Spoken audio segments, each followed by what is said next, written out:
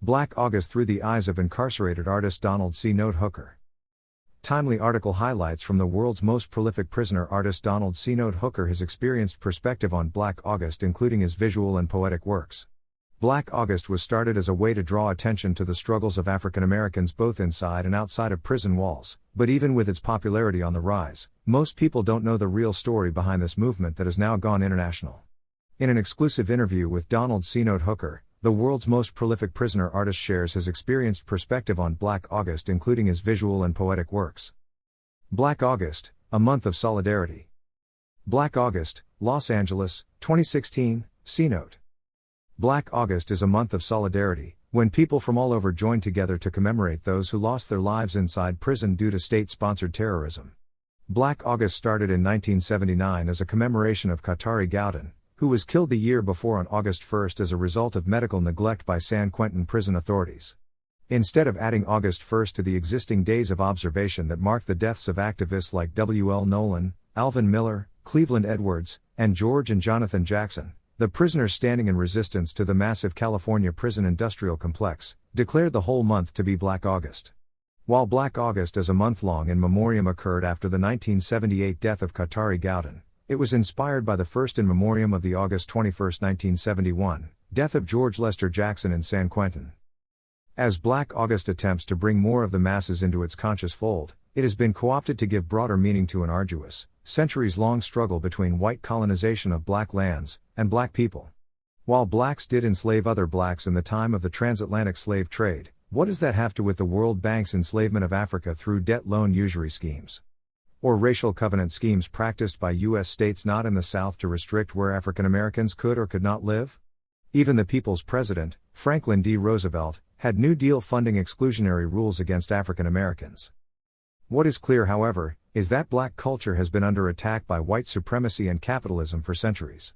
This resulted in black people being forced into slavery, marginalized as second-class citizens, discriminated against in housing and employment opportunities, the list goes on. In the past 10 years, we have seen many examples of racism through police brutality against unarmed blacks such as Michael Brown Jr., Eric Garner, Freddie Gray, George Floyd, Breonna Taylor, the list goes on. In fact, these instances are so common they have become normalized within our society, creating a social acceptance towards violence against black bodies.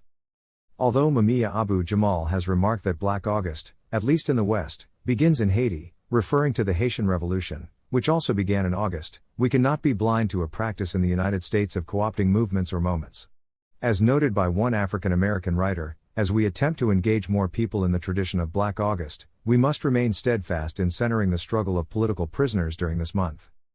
Here, artivist rapper Min King X aka Pieface poses with a print of C-Note's 2016, first political work, Black August, Los Angeles. Hip-hop prison art and long-term solitary confinement. Reflecting on Black August and his life inside, a new book by C-Note will cover his life in solitary confinement, insights into hip-hop prison art, his expertise, and his reflections on racism. This is an excerpt from Bar Work, The Prison Experience Told Through Paint. My Dilemma, 2009. 9 inches by 12 inches. Wax on paper. Donald C. Hooker. My Dilemma is the artist's first painting. The artist brought in the millennium in administrative segregation, the whole, as a result of a prison riot between prison guards and black prisoners at High Desert State Prison. While in the hole, he began drawing. He was 34 years old. A decade earlier, the seed to be a visual artist was planted after reading the Book of Five Rings by Miyamoto Musashi, written in 1645. The book informed him that Occidental martial arts teach, painting with a brush or calligraphy are extracurricular martial arts exercises. As a student of martial arts, he knew he needed to develop this skill. When he was released out the hole and placed in transitory housing, he had these raps he had written. Writing poetry, songs, and short stories were a hobby of his as a teenager. Now he was trying to figure out how to get his work out to the public. Does he send them to Death Row Records, where they may be trashed or used without credit? He reasoned, it would be more economical if he did drawings, as a picture has 1,000 words. Later he would learn, poetry and painting were considered sister arts. The poet paints pictures with words, the painter tells stories with paint. My Dilemma was done in 2009. It is a highly deceptive work of art. It was made with an ink pen and colored pencils. In 2002, He received a $13,000 life insurance settlement as a result of the death of his mother in 1999. He spent heavily on art books. My Dilemma was his coming out, after extensively studying the techniques deployed by Leonardo da Vinci and Michelangelo. Another influential teaching guide was a book, From Pencil to Paint. The book demonstrated that pencil work can be developed to look like a painting, and a brush work can be developed to look like a pencil. The artist holds the opinion that colored pencils have not captured the public's imagination of being a fine art, and classifies these works as wax on paper. He does so based on the medium used to bind pigment, oil for oil paintings, acrylics for acrylic paintings, and wax for colored pencils. My Dilemma was the artist's moment, like Vincent van Gogh's self-portrait with bandaged ear, or Edvard Munch's Scream. It was not a work he created on his own volition, he was driven to it. It was created out of a mental madness. He had spent several years scrutinizing and studying some of the great works in the Western world, especially Renaissance religious works. Works designed to influence not on a cerebral or mental level, but to affect one on an ethereal or spiritual level. But what he saw on the page did not match the reality of the scene he was witnessing off the page, the drab dreariness of the prison setting. My Dilemma was a work created not from inspiration, but from frustration. The frustration that led to the creation of My Dilemma would manifest itself in the work. A rose placed onto the walkway of a prison cell block is an object that is foreign or alien to that environment. My Dilemma is full of such visual dichotomies. There is the classical versus the contemporary, the trained academia style versus the untrained outsider style. The pen work was chosen specifically to maintain the integrity of traditional prison art. In other words, the untrained outsider artist, while the rose was done in the classical academic technique of sfumato. There is the vertical position of the prison bars versus the horizontal position of the rose. The inanimate prison bars versus the animate rose. The static nature of the prison bars versus the dramatic nature of a nascent bloom. C-Note speaks about his artistic journey as an artist in solitary confinement. Strange Fruit, 2017, Donald C-Note Hooker. As the king of prison hip-hop, I live by the credo, the pen is mightier than the sword, and fortunately, I paint pictures with words, and tell stories with paint. So I write and draw your attention to the living hells that go on behind prison walls, or electrified barbed wire fences. Prison culture and street culture have always played a vital role in hip-hop, says C-Note.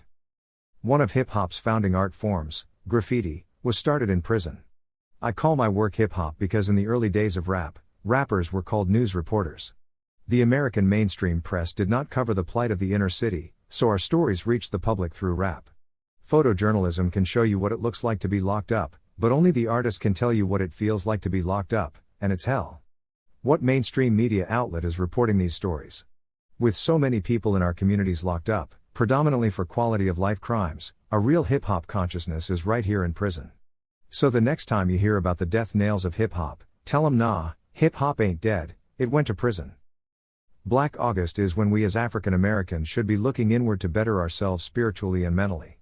Black August is a time for us to ask ourselves what we can do about our own problems that have been inflicted upon us by the dominant culture, white America, for 400 years. In 2016, I created paintoems.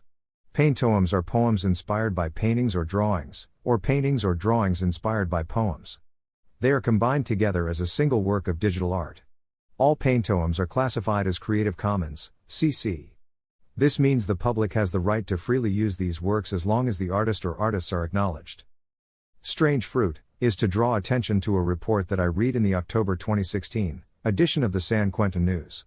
It stated, during an 18-month period in 2014-15, the suicide rate at the California Institution for Women, CIW, was 8 times the national average for women prisoners and 5 times the rate for the entire California prison system. When the dominant culture refuses to utilize their media to highlight missing black women or girls, you know damn well they don't care ape shit what is happening to them behind the wall. That is the role of hip-hop. That's hip-hop consciousness. And these are the things and the lives we should be reflecting on during Black August. While there are lots of ways of committing suicide, I think hanging is the most salient in our human consciousness. That being the case, this brings me to Strange Fruit. Strange Fruit is the title of a song, sung by Billie Holiday. The tenor of the song is about all this strange fruit hanging from these trees in the South. What was this strange fruit? Nooses around the necks of dead African Americans. That's why the piece is entitled Strange Fruit. That's why there's a noose around her neck. The poem is a play on the theme song to the CBS television show Green Acres. Green acres is the place to be / farm livin' is the life for me / land spreadin' out so far and wide. I hold up Sandra Bland as our 21st century's Emmett Till. Emmett Till, like Sandra Bland, was a fellow Chicagoan who went down south. Emmett allegedly in 1955 made a whistling sound in the general area of a white woman. He was only 14 years of age. He was bludgeoned to death. His mother, from the North, Chicago, wanted an open casket burial, to which a Jet magazine photographer snapped a picture of his gruesome remains. It was the photo shoot, heard around the world. Well, I've been holding up Sandra Bland to go with the theme of this work. She is our 21st century version of Emmett Till. What was her offense that caused her to lose her life? It started with a traffic stop, whose legitimacy is dubious at best. But an officer who physically feels the need to pull a motorist out of their car for smoking a cigarette? An activity that is associated with a high degree of stress, to which this encounter with law enforcement obviously was. But I think any time a person comes in contact with law enforcement, and especially an African American with a white officer, it is very harrowing, because an African American never knows where this thing is going. And M'(S. Bland allegedly or apparently committed suicide while in a jail holding cell for a nonsensical lane change violation, to which the officer was fired as a result of this incident. In certain activist circles, it's common to hear women say, prisons were not designed or intended for women. This is no different than the isolation felt in those torture chambers called long-term solitary confinement, and when the opportunity presented itself to put my body on the line for those men and women who were living through that, I proudly did so. 10th anniversary of prisoner hunger strike, where organizers are now, IPS Inter Press Service Business. https://ipsnews.net/business/2021/06/22/10th anniversary of prisoner hunger strike, where organizers are now / The importance of freedom and self-determination. Incarceration Nation, 2017, Donald C. Hooker. Freedom is never free. That's why we celebrate Black August, when our ancestors declared their freedom from oppression and slavery. As C. says, I tell you, a tree that grows up in prison ain't gonna have many leaves. The freedom to make choices and control your own destiny is something that cannot be taken away from you unless you let it happen. By sharing his thoughts and artwork, C. reminds us that we must respect ourselves to be able to respect others. We honor Black August by celebrating those who have used their voice to challenge society to be better, because if we can't do it for ourselves, how can we expect anyone else to do it for us? In C.'s words, our fight isn't over yet. Just as slaves fought against their oppressors with prayer, so too are modern prisoners doing what they can to speak out against injustice within America's corrupt prison system. In addition to writing letters and speaking out on social media, some prisoners use art as a means of expressing themselves while behind bars. These men, and women, are often referred to as prison artists or incarcerated artists, whatever you call them. There's no denying that these individuals have an amazing talent for making beautiful things out of trash. Take artist Donald C. Hooker, for example. Here, editor New Brown, L., of the black national newspaper San Francisco Bay View poses with a C. original artwork Incarceration Nation. C-Note's Incarceration Nation seen high on a billboard in Silicon Valley, California, as headlined in the Saturday, October 30, 2021, the Neo-Jim Crow, Black Prisoner Invades Tech World. C-Note's Incarceration Nation featured in the fashion line Mercy, by fashion designer Mackenzie Styles. Status quo versus speaking out. C-Note's poetry is designed to invoke deep emotional passions to stir the righting of wrongs done today, or in times past. There is no other better time to do such a deep empathetic dive than Black August. C-Note's poetic thoughts are written as a stream of consciousness, primarily about his perspective on Black lives. In 2018, C-Note created the paintoem Today We Are Sisters.